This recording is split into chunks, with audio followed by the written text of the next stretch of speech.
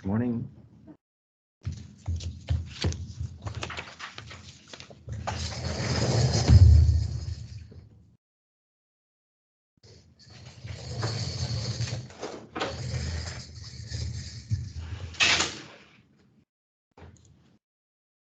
Okay, let's start off. We're going to be on page 15.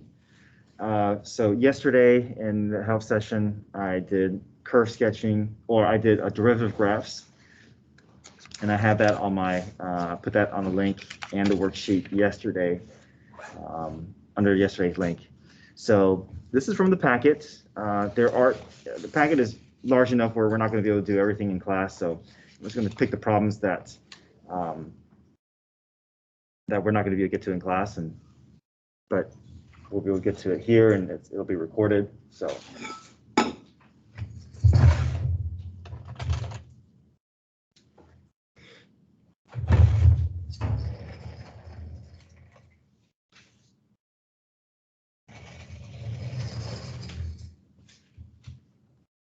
Okay, so number one, let f be the function given by f of x. Write an equation of the tangent line to the graph of the f at point 2, -28. So this is just a tangent line equation. So we find derivative, find the slope, and then point slope form. Okay.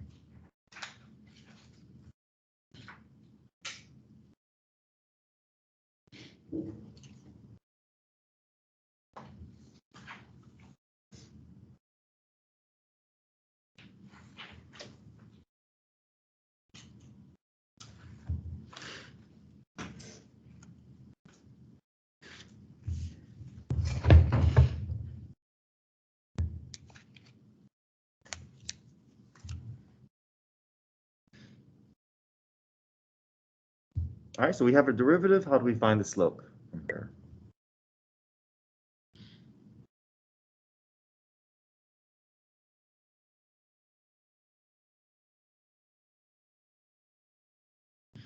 Well, if we equal to 0, then we're asking when the slope is equal to 0. But if I want to find the equation of the tangent line, how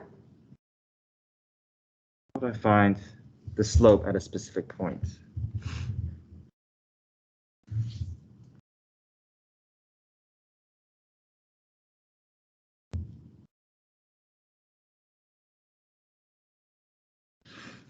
Because I want to find the steepness at this point, right? How can I? Okay, what do you mean? Plug in? Like 2. Yeah, plug 2 in, right? The graph is gonna be, it's gonna have a curve to it. We want to figure out what is the exact steepness at this point. So we're gonna use the slope formula for that point. So we'll find f prime of 2.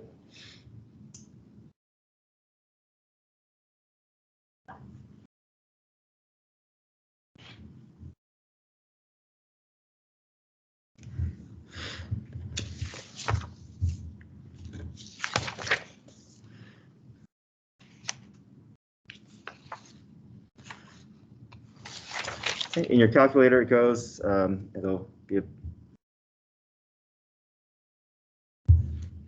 24. So we have our slope. And now point slope form.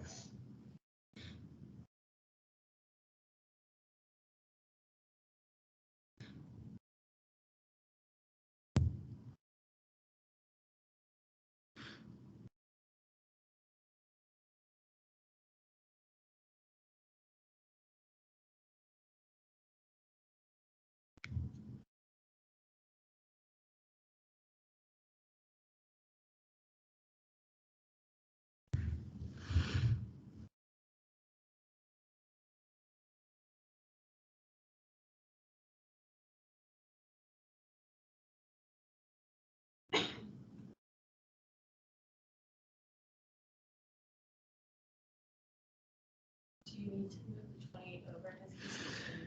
I think either is fine. You can either move the 28 over, or you can leave that 28 there. Okay. Yeah, so either would be acceptable. Okay, part B.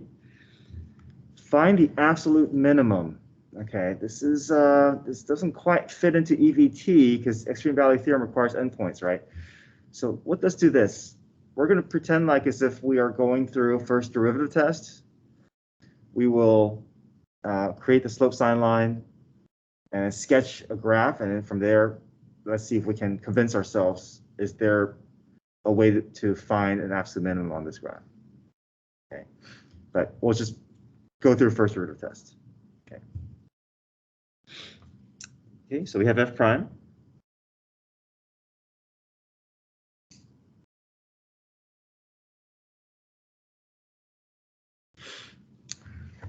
What's the first step for if we want to create a slope sign line? Say that again? Well, yeah. Okay, but yeah, you're right. But then we're going to set this equal to 0. Okay, yeah, we're finding critical points here. Yep, take out x. I'm also going to take out the 3. 3 is also can multiply into these other numbers here.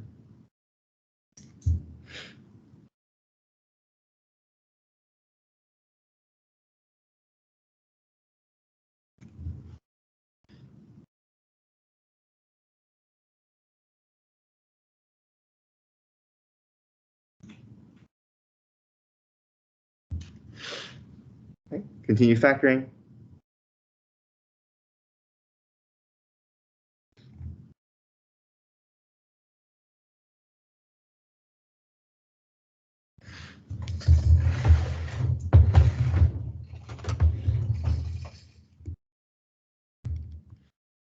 Four times 14 is 56, so you have to multiply find two numbers that multiplies to be negative 56, and that's it to be 1.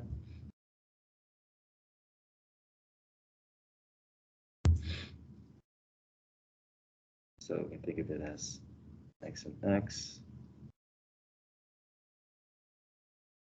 We still got to divide by 4 here.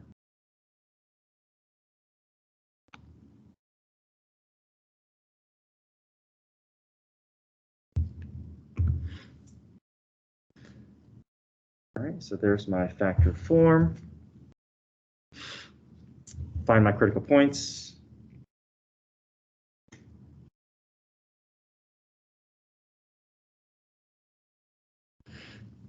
And place them onto my slope sign line.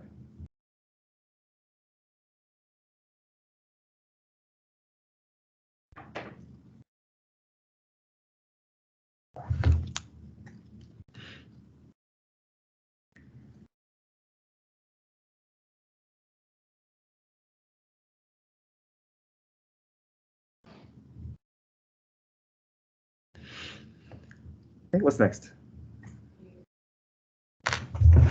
Yeah. Good. Into the derivative it goes. Into the derivative, right? Because we want to figure out the slope behavior. We're not ready for the order pair yet. We'll do that at the end once we have confirmed that these are either relative max or relative min.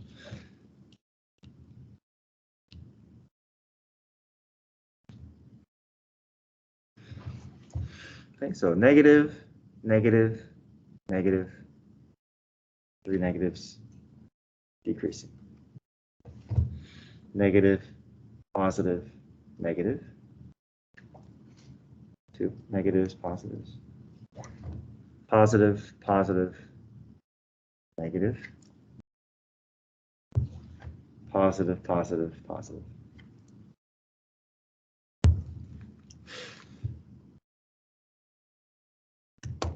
Okay, just a really rough sketch. We don't know exactly where these graphs are going to land, but we know it's going to kind of look like this, right?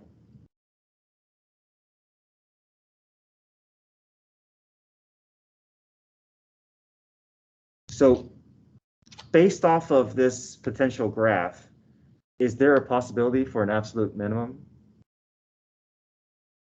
Yes. What choices are we going to be choosing between?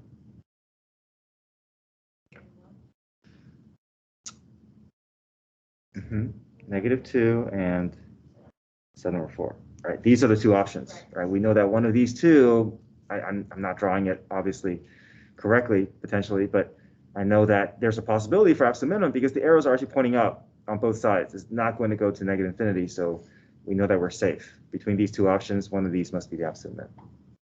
Okay. So how do we confirm which one is which?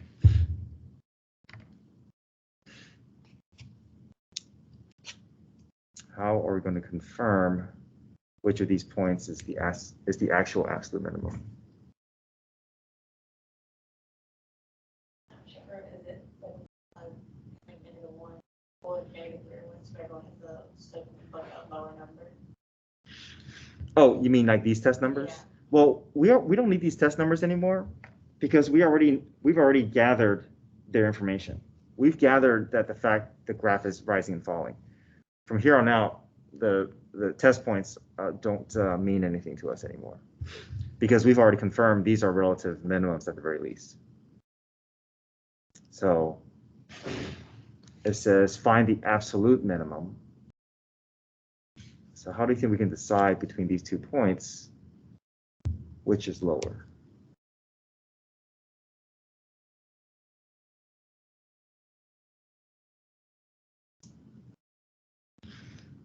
Or let's start with this. How can we find the locations of these points? Say it again? There you go. Yeah. If we plug this into the original function, we'll get their y values, and then we can compare their y values, right? The lower y value must be the absolute minimum into the original, right? Yeah, so I want us to be clear here that these test points goes into the derivative, but once we are confirming the actual locations, then they go into the original function. Okay, so we'll find f of -2.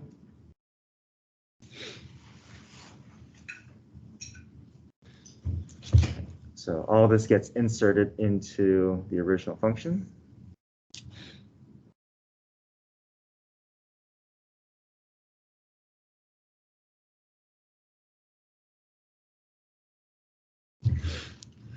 John, we're on that's for the class, but we're in the packet if you want to follow along. Okay. Yeah.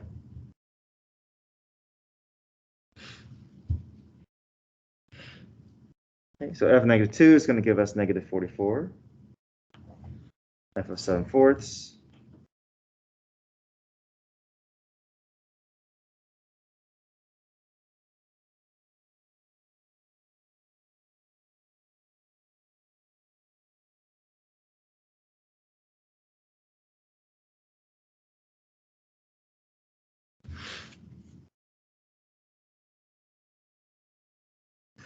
Hey.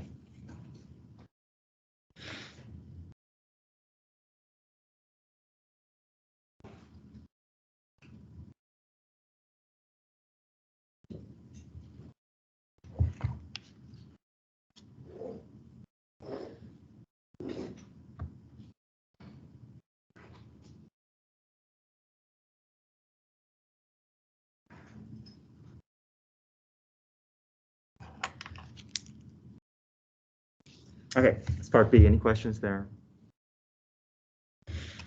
Okay, part C. Find the x-coordinate of each point of inflection. Show the analysis that leads to your conclusion. So point of inflection, how do we get there?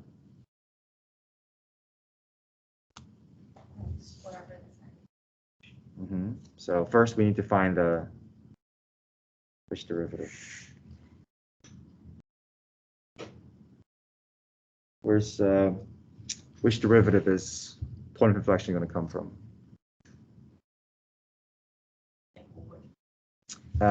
Do we have to do any more calculus to get to point of inflection?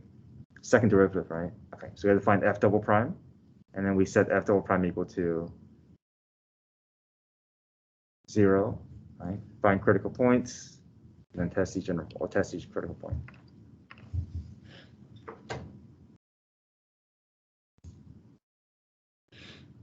Right, so power rule.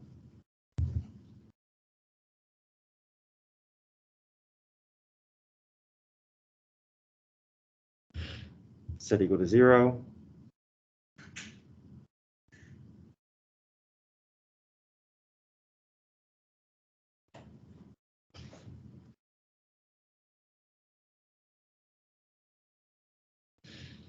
So move that 6 over, multiplies to be -42, adds up to be 1.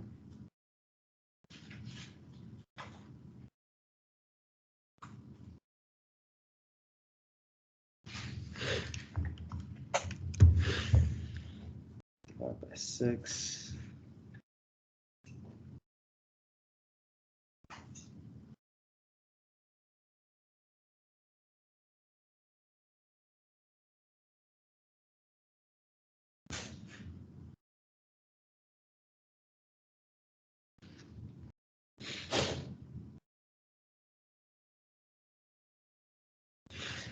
Okay, so I found my I set the second derivative equal to 0. I solve for x.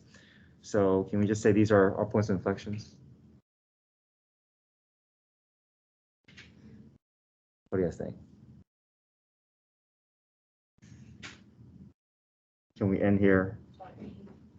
On the line, Mhm. just make sure, Mm-hmm. make sure where it's coming from. Good. All right. So a lot of students stop here and say, well, these are, I solve for x, those are my answers.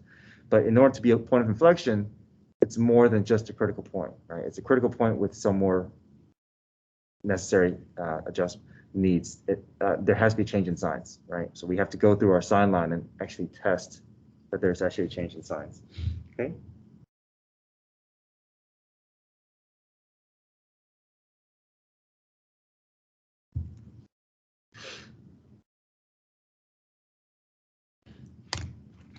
All right, so I can choose values in each interval to test.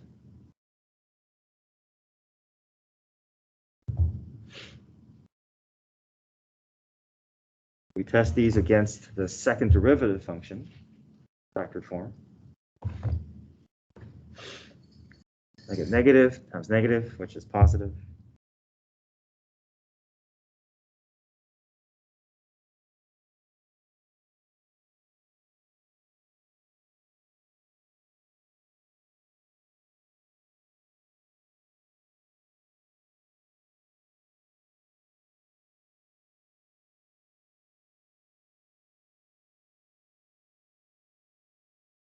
Plug 0 in, positive, negative.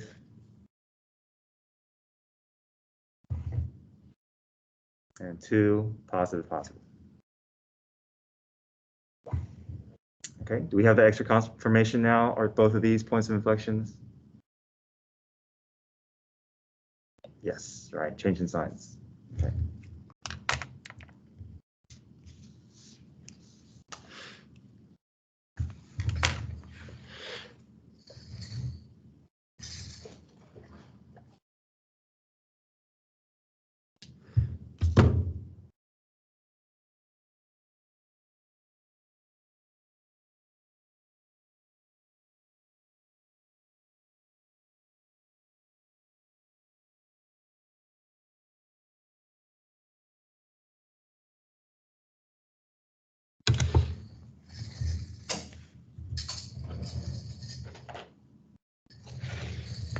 All right, let's see.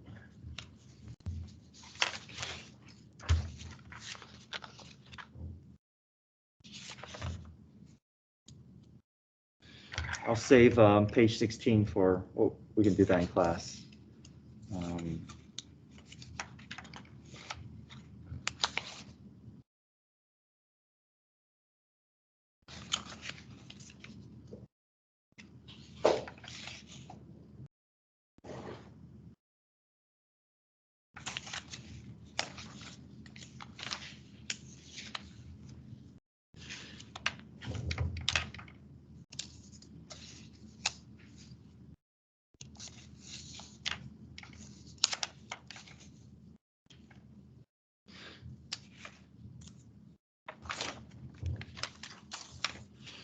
This is page 18.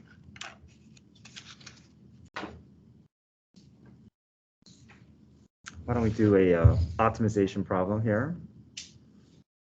Page 18, number 2.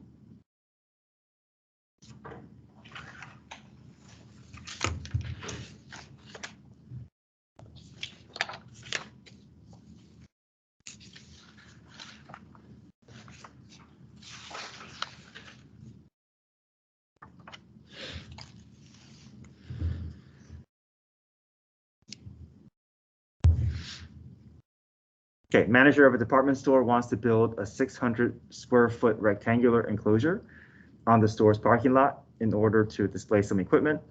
Three sides of the enclosure will be built of redwood fencing at a cost of $14 per running foot. The fourth side will be of cement block at a cost of $28 per running foot. What dimensions will minimize the total cost for the building material? Oh, sorry. Okay. Yeah, sorry, page 18. Page 18, number 2. What dimensions will minimize the total cost of the building material? What will the minimum cost be? So let's see. We're dealing with 600 square foot. We know that's area related, but it's asking for the minimum cost. We know cost is related to perimeter. So that's ultimately what we're trying to optimize. I'll put perimeter in parentheses, but let's go ahead and draw out what we're working with here.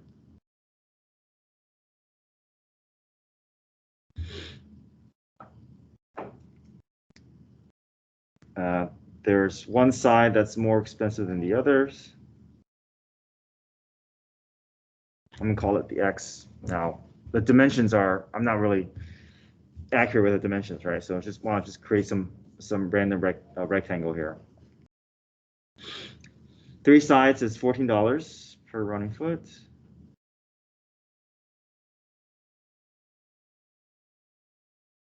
And then this the cement block is going to be $28.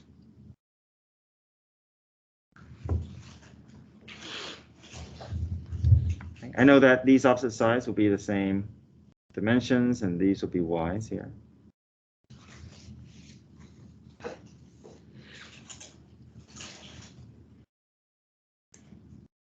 Okay, what's the area? Well, actually, let's build the cost equation, which is basically coming from that perimeter. Okay, so how can we total this up to represent how much this project is going to cost?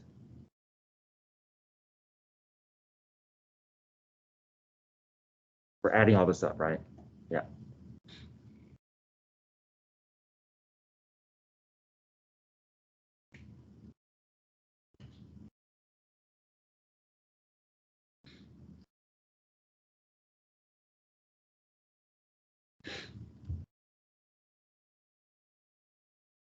You do plus 28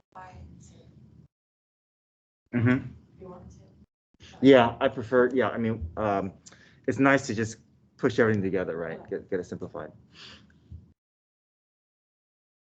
So we know we have to find the derivative of cost, but what's getting in the way right now?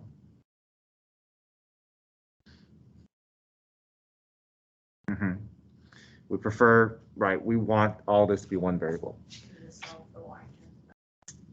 Well, we basically need a supporting equation to help us get this y in terms of x. So we have perimeter. What's the other equation that we have information about? They gave us information about area, right? So we can use that as a supporting equation to deal with this second variable that we want to replace. Okay. How do I represent the area of this rectangle?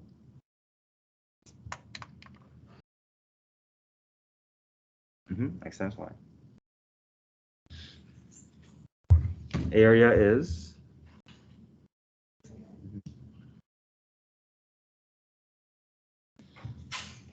and now we solve for y.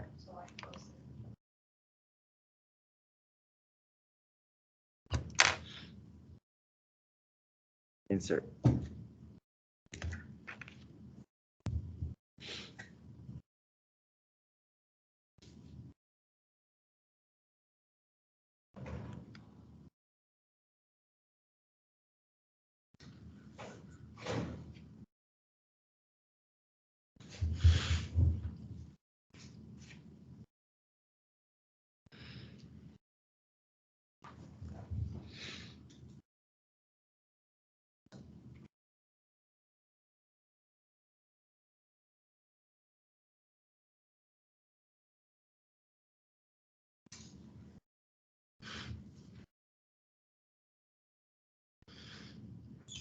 So I got 16,800 over x, and I pushed it up to the top because I want to go through power rule.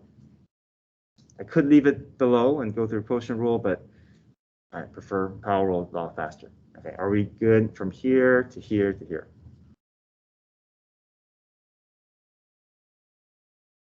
Okay, so now what's our next step?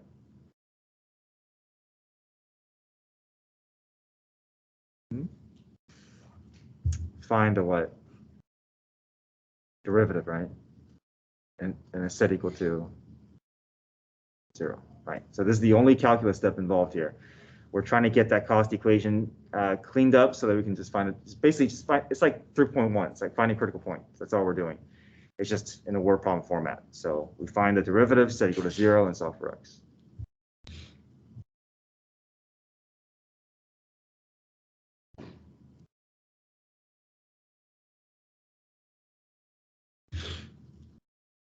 Power rule for both terms, set equal to 0.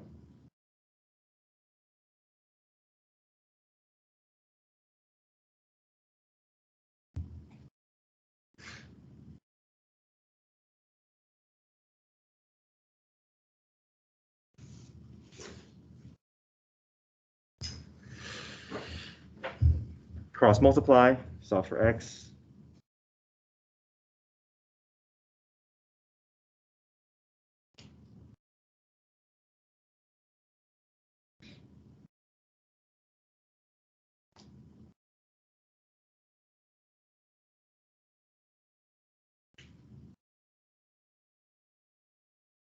Take the square root, we get plus or minus 20, but we know negative is not going to make sense for this problem, so just 20.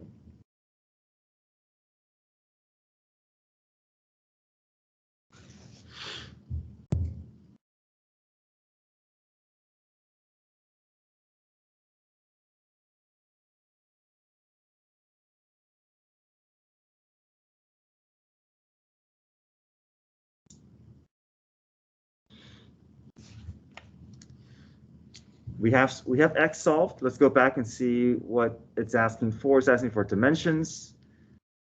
So we have x. Solve for y. Yep. We go searching for a y equation. We have it. We can just go ahead and use it.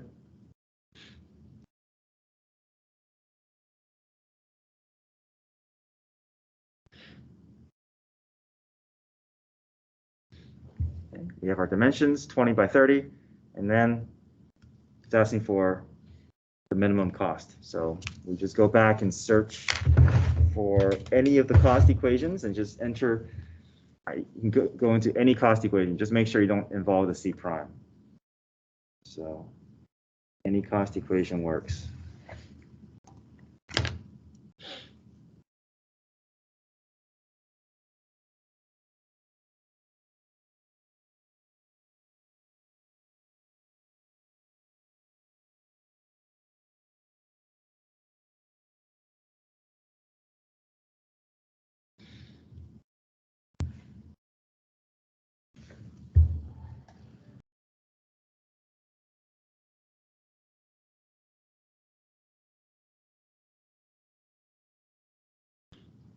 So given that the area is 600 square feet, and then we have these restrictions of the cost, this is as cheap as this project is going to be. Can't get any cheaper than that.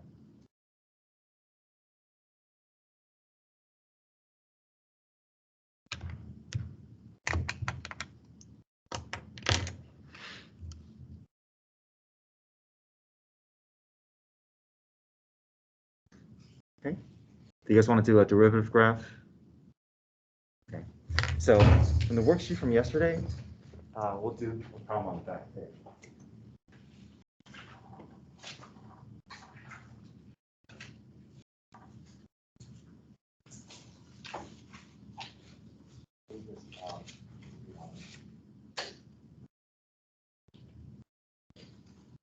We did 1 and 2 in our help session yesterday. We'll try number 3.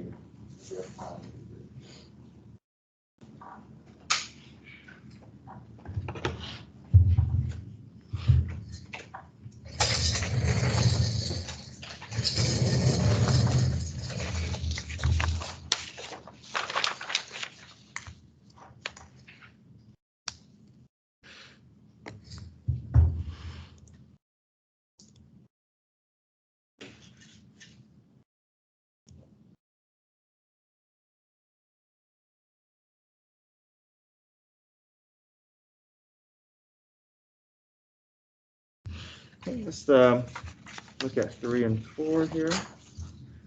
Or number 3.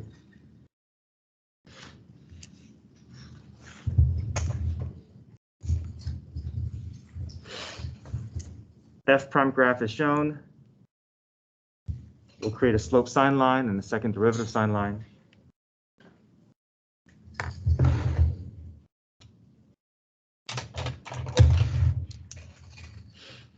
First things first, I want to pick off the x-intercepts.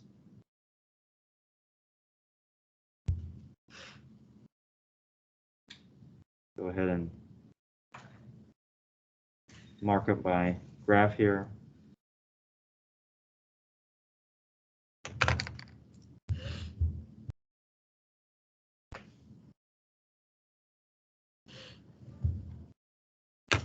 Create our slope sine line. We're starting at 0 and we're going to 9.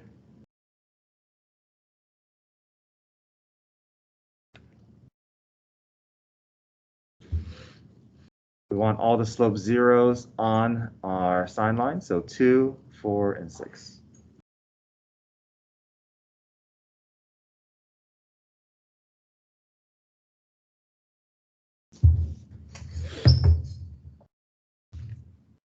All right. What do we want to assign? What slope behavior between 0 and 2? Negative. Because it's below the x-axis. Right?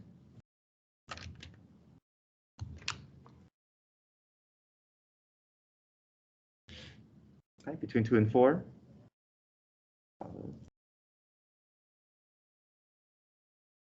Between 4 and 6, negative. And then from 6 on. So this is how our graph is going to be shaped. We're expecting a relative min at 2, a relative max at 4, and a relative min at 6. Not going to look anything like this graph. All right, what about the second derivative sine line? We want to place points of inflection on our second derivative sine line.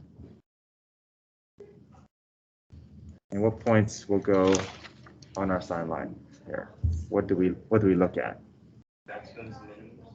Yeah, max and mins, right? So there's quite a few, aren't there? I'll put them in red.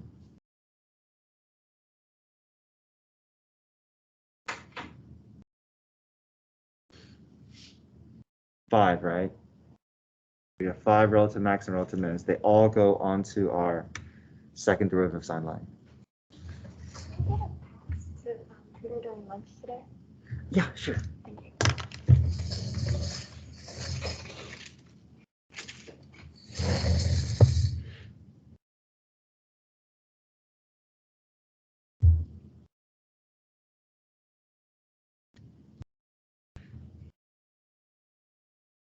What, which?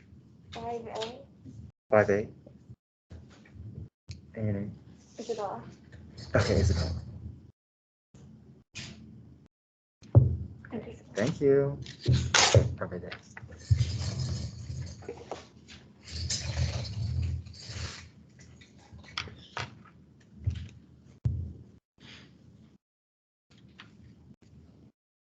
One, 3.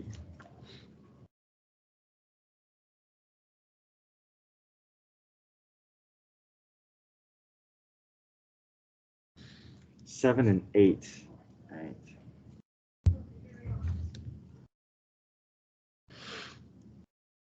All right, how do we determine what assignments in terms of concavity? And we look at the what? We look at the, slope, right? Don't look at the curvature. The curvature is not going to work because we're not looking at the original graph. We're looking at the f prime graph, so look at the slope. Negative slope is going to correspond with what? Concave down, right? Negative slope is concave down. Positive slope is concave up. The way we define concave down and concave down is defined as where slope is becoming more negative. So if we think of that becoming more negative, we can imagine that f prime graph decreasing. Concave up is where our slope is becoming more positive. Becoming more positive means my slope is moving in the positive direction, so therefore a positive slope. So keep alternating between these two signs here.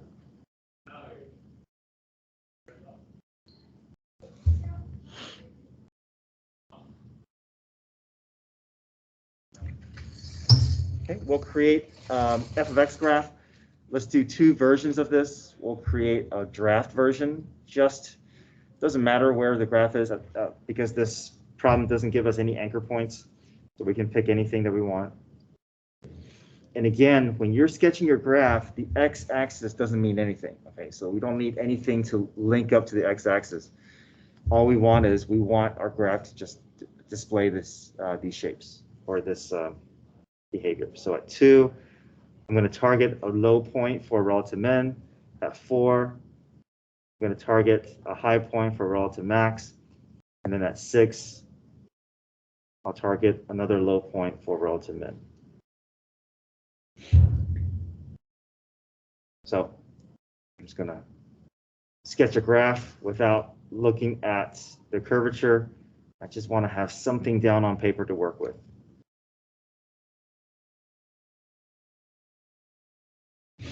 Okay, so that is our first run through the graph. We don't have any details, but we just have very broad strokes. So it doesn't matter where you put like one below 2, you just have to make sure It's a relative max or relative min. Now, on the test, I may give you specific points to plot, but right now, you're just relying, you're just creating anything that at least has this movement. Right? Okay. Now, how do we move on to the next step? How do we involve the second derivative sine line on our graph? We start putting in the point inflection, right? And point inflection, we're just going to land, we're just going to plot them along the dotted line. Okay, so we're not going to put it, so wherever it lands, 1, 3, 5, 7, 8, 9.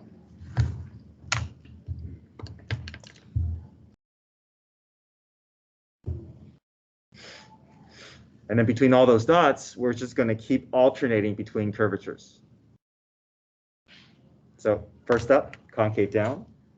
So I'm going to kind of exaggerate a little bit here. Concave down.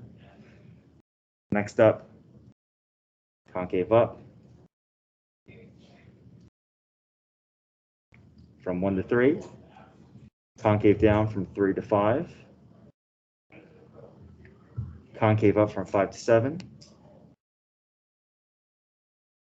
Concave down from 7 to 8. And then concave up from 8 to 9.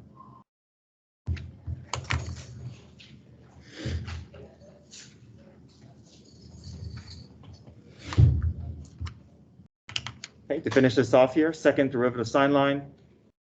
Second derivative graph is based purely on my second derivative sine line. I'm just going to place all these critical points on the x-axis. These are where my POIs go. Anything above is concave up, anything below is concave down.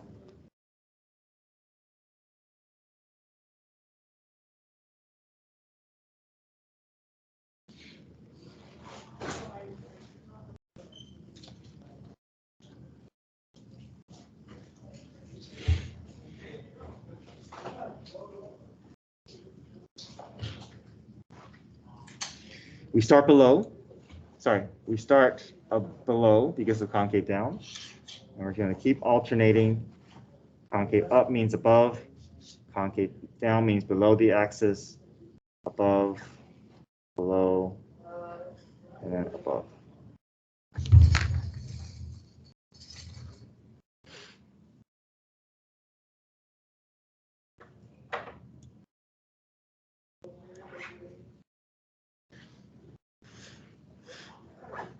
Okay. I'll do a help session tomorrow morning, but probably focusing on more of the quiz material, just kind of going back to 3.1, 3.4, reviewing ABT, Rolle's theorem, mean value theorem, and I'll put together another review worksheet that's very similar to your quiz so you can kind of get that practice in.